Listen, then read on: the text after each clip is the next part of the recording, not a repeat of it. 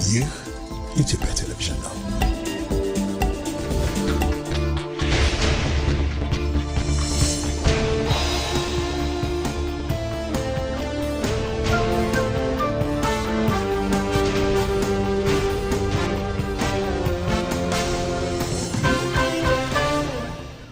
ኢቲቪ 57 ከኢትዮጵያ ቴሌቪዥን ጤና ይስጥልን። እንደምናመሻችሁ የሰዓቱን ዜናዎች እናቀርባለን። ሁሌም መርጣችሁ ስለምትከታተሉን ከልብ እናመሰግናለን። አርዕስተ ዜናውን እናስቀድማለን። ሞዴል የገጠር ኮሪደር ስራዎች ኢትዮጵያን ወደ ምናስበው ከፍታ ያሸጋግራሉ አሉ ጠቅላይ ሚኒስትር አብይ አህመድ። ጠቅላይ ሚኒስትሩ በደቡብ ክልል የገጠር ኮሪደር እና የድንጋይ ከሰል ማምረቻ ፋብሪካን ጎብኝተዋል።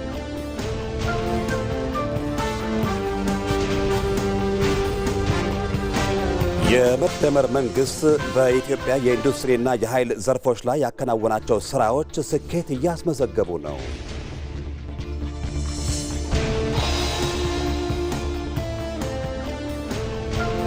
ኢራንና አሜሪካም በዶሃ ያካሄዱትን የሁለት ቀን ቀጥተኛ ያልሆነ ውይይት አጠናቀቁ።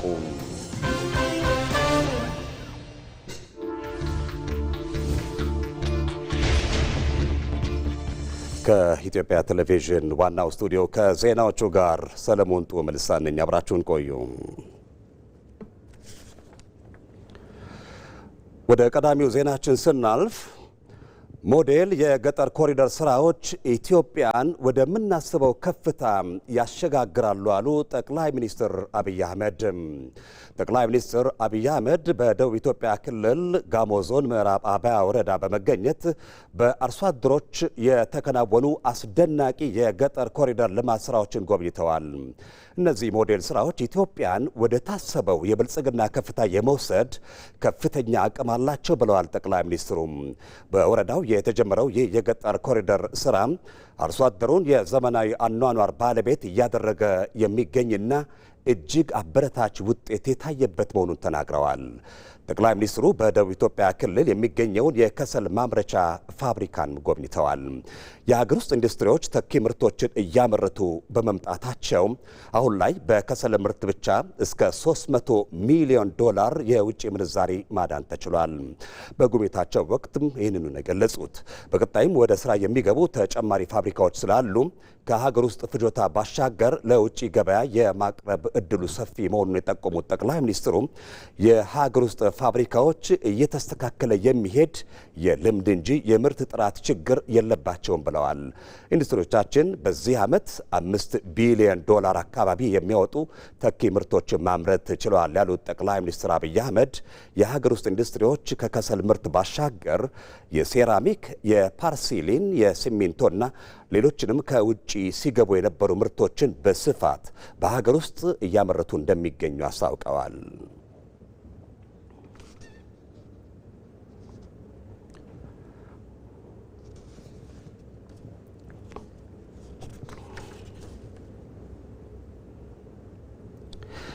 የቱሪዝም ኢንዱስትሪው የሚፈልገውን አገልግሎት ማቅረብ ዘርፉን በተሻለ ደረጃ ለመጠቀም እንደሚያስችል ሐዋሳ ከተማን የጎበኙ የውጭ ሀገር ዜጎች ተናገሩ።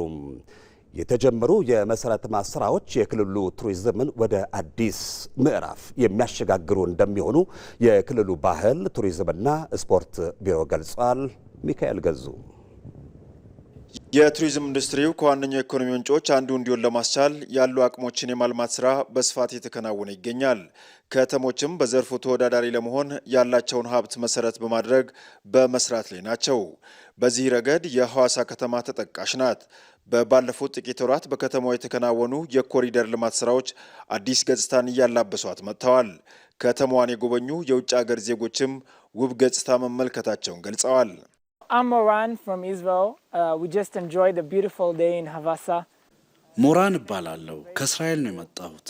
በሐዋሳ ቆንጆ ቀን እያሳለፍን ነው። ከተማዋ ለጉብኝት ምቹ ናት። ሐይቁ ላይ ተዝናንተናል። ጦጣዎችንና እንደዚሁም በቀን ጅብ ተመልክተናል። ወቅቱም ለጉብኝት የተመቸ ነው።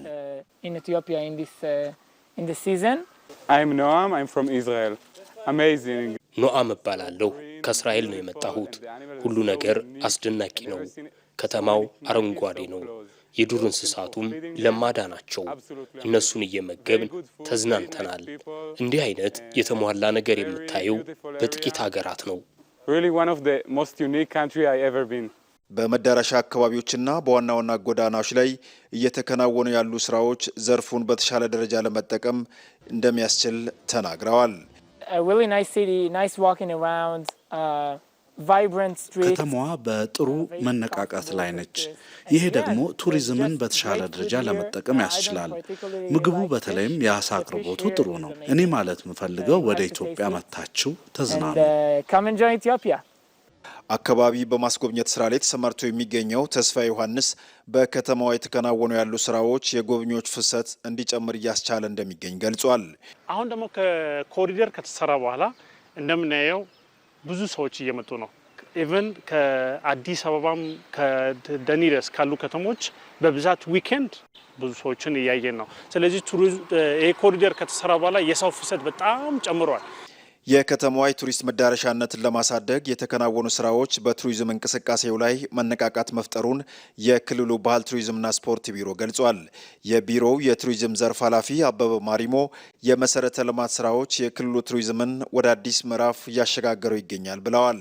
ቱሪስቶች ከመጡ በኋላም ከዚህ በፊት ካለው የቆይታ ጊዜያቸው እንዲጨምር የበለጠ ገቢ እንዲገኝና በዘርፉም የስራ እድል እንዲገኝ ትልቅ አስተዋጽኦ ነው ያደረገው። ኮሪደሩ ይህንን በሚገባ አሳክተዋል ማለት ነው። በባለፉት 9 ወራት ሲዳማ ክልል ከ2.9 ሚሊዮን በላይ በሆኑ የሀገር ውስጥና የውጭ ሀገር ቱሪስቶች ተጎብኝቷል። በዚህም ከ2.3 ቢሊዮን ብር በላይ ገቢ መሰብሰብ ተችሏል። በኢትዮጵያ የሚገኙ ጥብቅ የተፈጥሮ ሀብቶችን በዘመናዊ ቴክኖሎጂ ለመከታተል ለመጠበቅና ለመቆጣጠር የሚያስችል አትላስ የተሰኘ አዲስ የድረገጽ መተግበሪያ ዛሬ በይፋ ተመርቋል። በሚቀጥሉት ሳምንታት ስራ የሚጀምረው መተግበሪያው የኢትዮጵያ ስፔስ ሳይንስና ጂኦስፓሻል ኢንስቲትዩትና የኢትዮጵያ የዱር እንስሳት ጥበቃ ባለስልጣን በጋራ ያበለጸጉት ሲሆን በመጀመሪያው ምዕራፍ በተለይ ለባሌ ተራሮች ብሔራዊ ፓርክና ለሰንቀሌ የቆርኪዎች መጠለያ አገልግሎት እንዲሰጥ ተደርጎ ተዘጋጅቷል። በሁለቱ ተቋማት ቅንጅት የተገኘው ይህ የቴክኖሎጂ ውጤት የኢትዮጵያን የተፈጥሮ ውበትና የዱር እንስሳት መረጃ በዲጂታል መንገድ በማደራጀት ለቀጣዩ ትውልድ ለማስተላለፍና ዘርፈ ብዙ ጥቅሞችን ለማስገኘት ያለመ ነው። የቱሪዝም ሚኒስትር ዴኤታ አቶ ስለሺ ግርማ በምረቃ ወቅት እንደገለጹት ዘመናዊ የዲጂታል ካርታዎችንና የጥብቅ ቦታ መረጃዎችን ለጎብኚዎች ማቅረብ የኢትዮጵያን የቱሪዝም መዳረሻዎች በዓለም አቀፍ ደረጃ ተወዳዳሪ ያደርጋቸዋል። ይህም ከዘርፉ የሚገኘውን የውጭ ምንዛሬ ለማሳደግ ጉልህ ሚና ይጫወታል። የዱር እንስሳት ጥበቃ ባለስልጣን ዋና ዳይሬክተር አቶ ኩመራ ዋቅጂራ በበኩላቸው ቴክኖሎጂው ባለስልጣን መስሪያ ቤቱ ያለውን ውስን የሰው ኃይል በዘመናዊ መሳሪያ በመደገፍ ውጤታማ የመስክ ስምሪትና ቁጥጥር ለማድረግ እንደሚያግዝ ገልጸዋል። የኢትዮጵያ ስፔስ ሳይንስና ጂኦስፓሻል ኢንስቲትዩት ዋና ዳይሬክተር ዶክተር አብዲሳ ይልማ ይህ የዲጂታል ሽግግር ለፖሊሲ አውጪዎች፣ ለምርምር ተቋማትና ለዓለም አቀፍ አጋሮች ከግምትና ካርሎ የጸዳ በማስረጃ ላይ የተደገፈ ትክክለኛ መረጃ በወቅቱ ለማድረስ እንደሚያስችል አስረድተዋል። ቴክኖሎጂው ሙሉ በሙሉ ተግባራዊ ሲሆን የአካባቢው ማህበረሰብ በተለይም ወጣቶች በመተግበሪያው አማካይነት እንደ ደን መጨፍጨፍ፣ የሰደድ እሳት ወይም በዱር እንስሳት ላይ የሚደርሱ አደጋዎችን በቀጥታ ለቁጥጥር ማዕከል ሪፖርት የሚያደርጉበት ስርዓት ይዘረጋል። ይህም ህዝባዊ ተሳትፎንና የባለቤትነት ስሜትን እንደሚያጎለብት ተጠቁሟል። በአሁኑ ወቅት በኢትዮጵያ ከ106 በላይ ጥብቅ የተፈጥሮ ቦታዎች የሚገኙ ሲሆን ይህ መተግበሪያ ለነዚህ ሀብቶች መጠበቅ አዲስ ምዕራፍ እንደሚከፍት ይጠበቃል። ዘገባው የሪፖርተራችን ወይንሸት ደጀኔ ነው።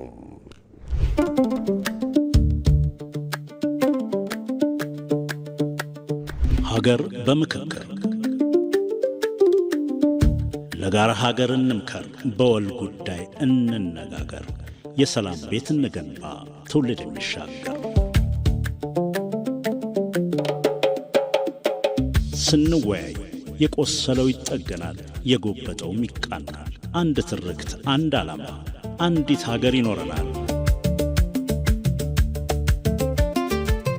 ስንነጋገር የወል ይሆናል ድሉ፣ ዘመን የሚሻገር ስንማከር ያግባባናል ብሔራዊ ምልክታችን፣ ያኮራናል ሕገ መንግሥታዊ ጎጇችን።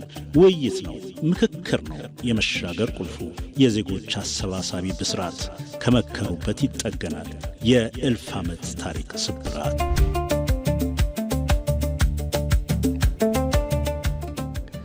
ከኢትዮጵያ ቴሌቪዥን በቀጥታ የሚተላለፍላችሁ የሰዓቱ ዜናችን እንደቀጠለ ነው። ሀገራዊ ምክክር ዘላቂ ሰላምን በመገንባት ረገድ ታሪካዊ ሚና ይኖረዋል።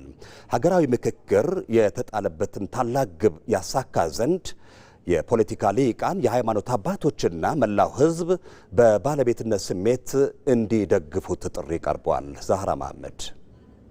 በኢትዮጵያ እየተከናወነ የሚገኘው የሀገራዊ ምክክር ሂደት ሊከሰቱ የሚችሉ ግጭቶችን አስቀድሞ ከመከላከልና አስተማማኝና ዘላቂ ሰላምን ከመገንባት አኳያ ወሳኝ ታሪካዊ ሚና አለው። የምክክር ሂደቱ ለዘመናት የዘለቁ ቅሬታዎችን በውይይት ሊፈቱ የሚችሉ መሰረቶችን ለመጣል ያግዛል። ለውጡ በፊት የነበረው ችግሮች እናካለን። ከለውጡ በኋላ ይህንን ኮሚሽን ከተቋቋመ በኋላ እንደ ሀገር ትልቅ ስራዎች ተሰርቶ የነበረው ግጭቶች የተቀነሰበት ሁኔታ አለ።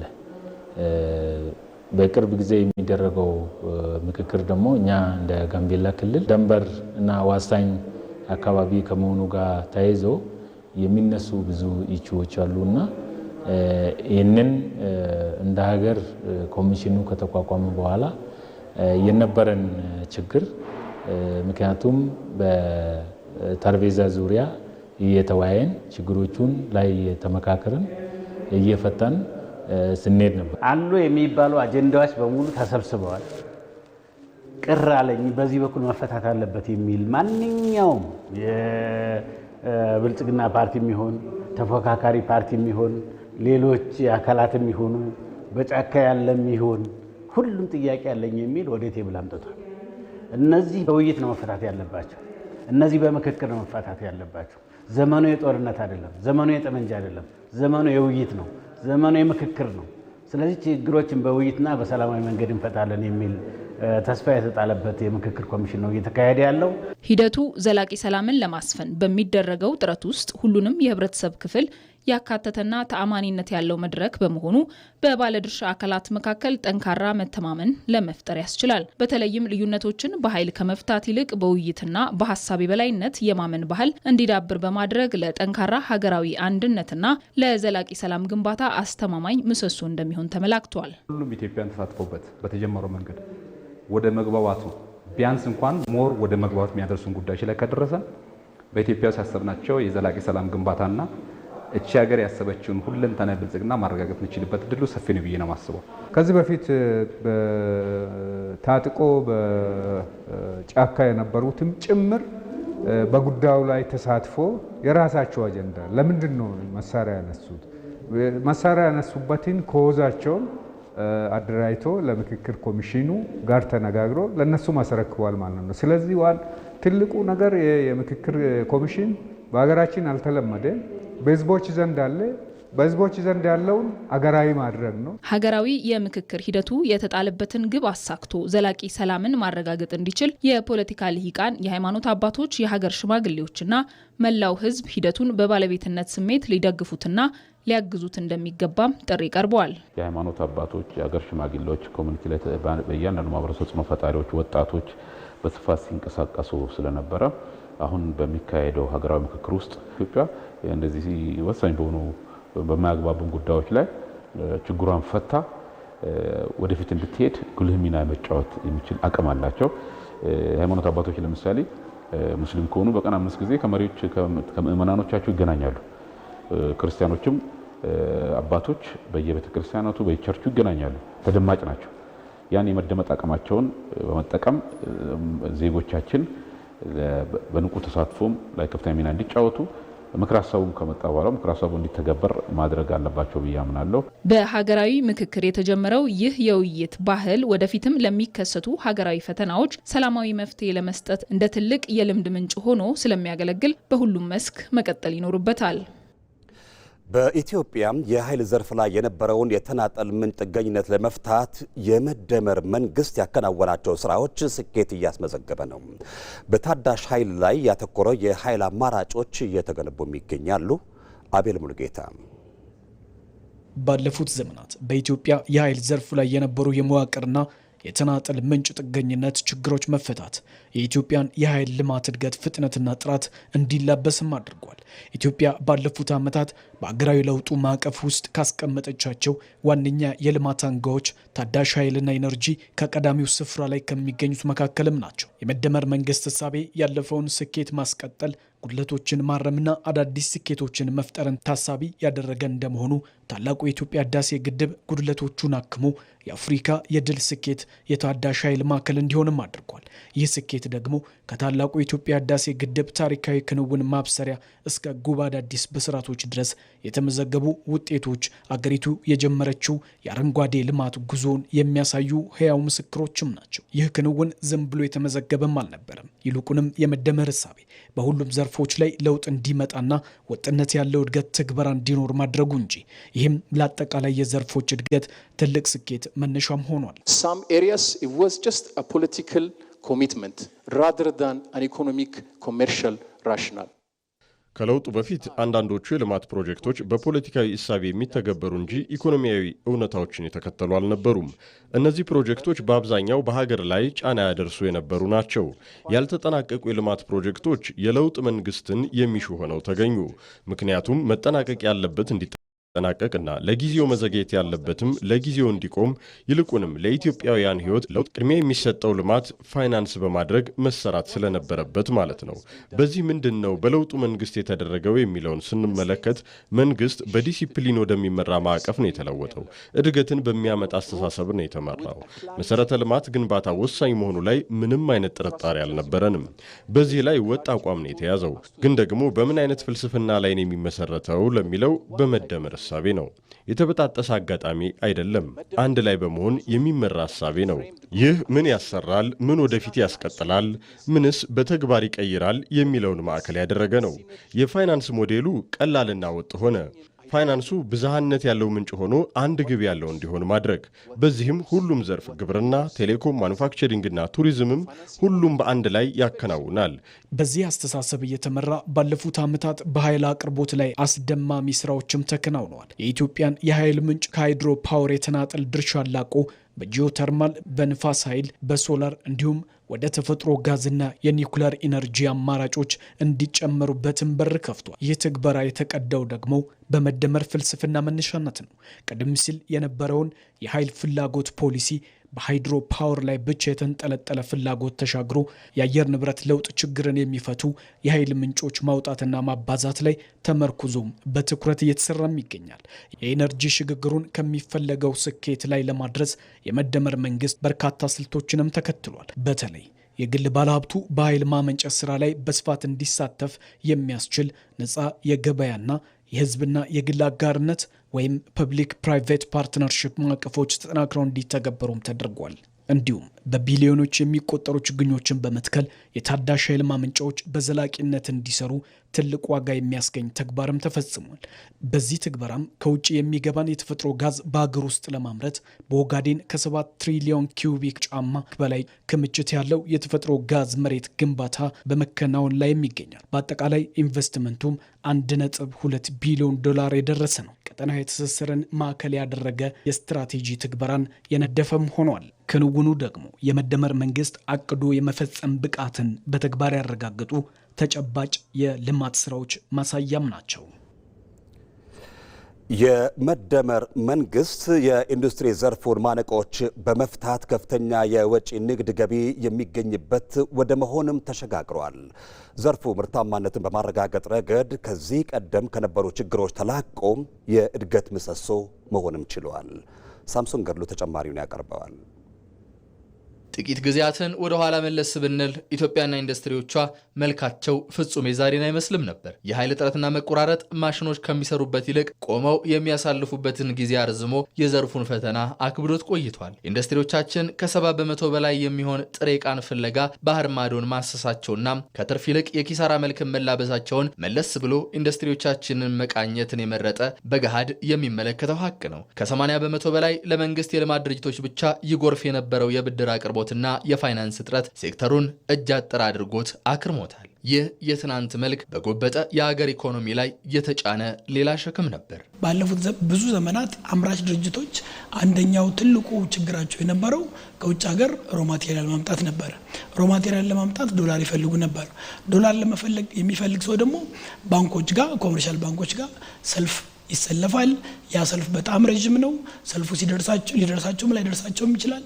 ዛሬ ይህ ሁሉ ግን ስሙ ነበር፣ መታወሻውም ትዝታ እንዲሆን ግን በቀላሉ የመጣ ለውጥ አልነበረም። ችግሩ የሚሰማው ልብ፣ የተለየ መንገድ የሚፈልግ እይታና ለለውጥ የተዘጋጀ መንፈስ የግድ ነበር። የመደመር መንግስት ይህን ለመቀየር የተራመደው አዲስ የለውጥ መንገድ ለኢትዮጵያና ለአምራች ዘርፉ የተበታተኑትን መሰብሰብ፣ የተነጣጠሉትን ማጋመድ፣ የስኬት መንገድ መዳረሻዎችን ደምሮ ጀንበር ላዘቀዘቀችበት ሴክተር ብርሃን ለመፈንጠቅ ወገበን ያጠበቀ ልብን ይዞ ብቅ ያለበትም ነው። በዚህም በሀገር በቀል የማክሮ ኢኮኖሚ ማሻሻያ አንድ ያለው የለውጥ ጉዞ ኢትዮጵያ ታምርት ንቅናቄን አዋለደ። ንቅናቄው ለዘመናት የተንከባለሉ የዘርፉን ችግሮች ከመቅረፍ አንስቶ ከውጭ ገቡ የነበሩ ምርቶችን በሀገር ውስጥ ሙሉ በሙሉ አምርቶ መተካትን የነገ መዳረሻው አድርጓል። የዚህ ንቅናቄ ትልቁ ስኬትም ትናንት የሀገርን የውጭ ምንዛሪ አራቁተው ውቅያኖስ አቋርጠው መርከብ ተቆናጠው ወደ ሀገር ይገቡ የነበሩ ምርቶች በሀገር ልጅ ጥበበኛ አእምሮ ተወጥኖ በተአምረኛ እጆች እዚሁ በሀገር ቤት ተመርተው መመልከትን አዲስ እንዳይሆን ማድረግ ችሏል።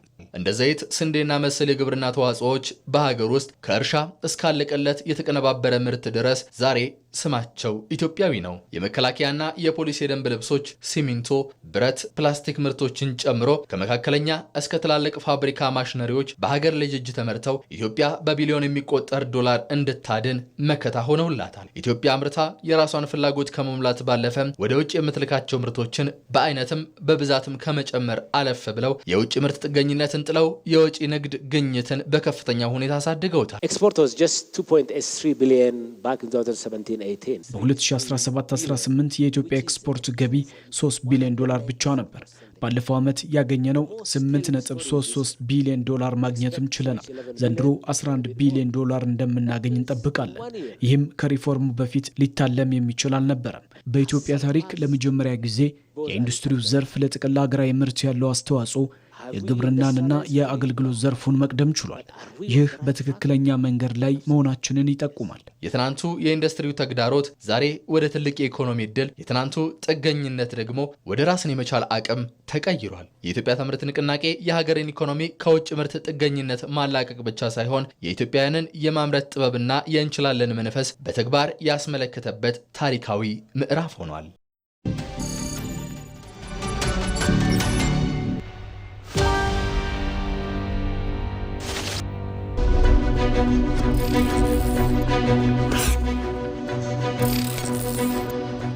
ኢትዮጵያ የነገ ማንነቷን በዲጂታል ዓለም ውስጥ እንዴት እየገነባች ነው?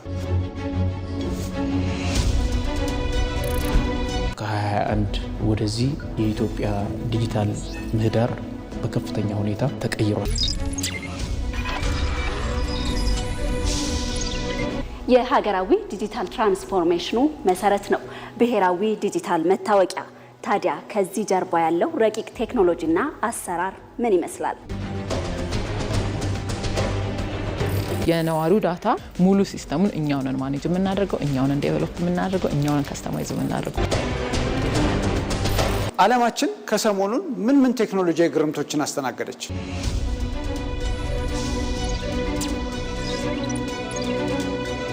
እነሆ የነገውን ዓለም ሊያስመለክቶ በዛሬ ልህቀቶች ሊያስገርመው ቴክት ለነገ ምሽት 12 ሰዓት ቀጠሮ ይዟል። በኢቲቪ ዜና ቻናል እንዲሁም በተለያዩ የዲጂታል አማራጮቻችን ይጠብቁ።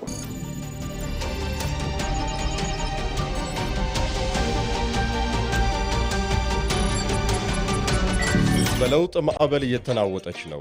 የአፍሪካ ቀንድ ደግሞ የዚህ ማዕበል መናኸሪያ ሆኗል። የኢትዮጵያ ብሔራዊ ጥቅም የቆመባቸው ጽኑ አዕማዶች ምንድን ናቸው? በየቀኑ በሚለዋወጠው የዓለም ጂኦፖለቲካና ቀጠናዊ የደህንነት ስጋቶች ውስጥስ ኢትዮጵያ የት ላይ ትገኛለች? ጥያቄዎችን በጥያቄ ብቻ እንተዋቸው።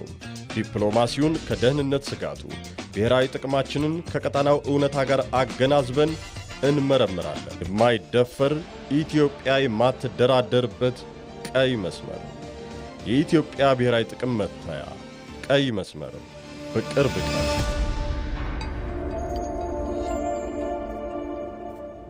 ዜናዎቻችን እንደቀጠሉ ናቸው። የውጭ ዜና። ኢራንና አሜሪካ በዶሃ ያካሄዱትን የሁለት ቀን ቀጥተኛ ያልሆነ ውይይትን አጠናቀቁም። ለሁለት ቀን በዶሃ የተደረገው የሁለቱ ሀገራት ቀጥተኛ ያልሆነ ውይይት በሆርሙዝ ሰርጥ ላይ ትኩረት አድርጎ ቆይቷል። ስለ ውይይቱ ቅርበት ያላቸው ምንጮች እንደገለጹት የሁለቱ ሀገራት ተደራዳሪዎች በዶሃ ለሁለት ቀናት በሆርሙዝ ሰርጥ የባህር ላይ ትራፊክና የኢራንን የታገደ ገንዘብ መለቀቅ በሚሉ ሁለት ወሳኝ ጉዳዮች ላይ መክረዋል። ይሁን እንጂ ከሁለት ሳምንት በፊት ጊዜያዊ ስምምነት በደረሰባቸው ጉዳዮች ላይ በተደረገው የሁለቱ ቀን ውይይት ዘላቂ ሰላም ለማምጣት የሚያስችል እንዳልነበር ነው የተገለጸው። በኳታርና በፓኪስታን አደራዳሪዎች አማካይነት የተደረገው የዶሃ ውይይት ጦርነቱን ባቆመው ስምምነት ዙሪያ ዘላቂ የሚሆን አዎንታዊ ውጤት ያመጣል የሚል እምነት ተጥሎበት ነበር። ይሁንና የኢራን ተደራዳሪዎች በአያቶላ አሊ ሐሜኒ የቀብር ስነ ስርዓት ዝግጅት ምክንያት ውይይቱን ያቋረጡ ሲሆን አደራዳሪዎቹም ውይይቱ ለሌላ ጊዜ እንዲራዘም ማድረጋቸውን ነው የተገለጸው። ቀጣዩ ስብሰባ በፈረንጆቹ ሐምሌ 9 በሚፈጸመው የኢራኑ የበላይ መሪ አያቶላ አሊ ሐሜኒ የቀብር ስነ ስርዓት ማግስት እንደሚካሄድ የኳታር የውጭ ጉዳይ ሚኒስትር አስታውቋል። የኢራን ልዑካን ቡድን መሪ የሆኑት የውጭ ጉዳይ ምክትል ሚኒስትር ካዘም ጋሪባባዲም ውይይቱ መጠናቀቁን ቢገልጹም ሁለቱ ወገኖች መካከላቸው ያለውን ልዩነት ማጥበብ ስለመቻላቸው ግን የተናገሩት ነገር የለም። ለአሜሪካ ትልቁ ፍላጎቷ የሆነው የኢራን ከኒውክሌር ነፃ የመሆን ጉዳይንም ምክትል ፕሬዝዳንት ጄዲ ቫንስ ጉዳዩ እንደሚያሳስባቸው ገልጸው ወደፊት እንደሚነጋገሩበት ነው ያስታወቁት። ኢራን በበኩሏም በሆርሙዝ ሰርጥ ላይ ያላትን ቁጥጥር በዓለም አቀፍ ደረጃ በኃይልም ቢሆን ለማስከበር ቆርጣ የተነሳች ሲሆን ከመጪው ነሐሴ ወር አጋማሽ ጀምሮ በሚያልፉ መርከቦች ላይ ታሪፍ እንደምታስከፍል ደጋግማ ገልጻለች። ኢቲቪ 57 ከኢትዮጵያ ቴሌቪዥን ለሰዓት የተዘጋጁት ዜናዎቻችን እነዚሁ ናቸው። ስለተከታተላችሁ እናመሰግናለን። የቢዝነስና የስፖርት ዘገባዎች ይቀጥላሉ። 2 ሰዓት ሲሆን ኢቲቪ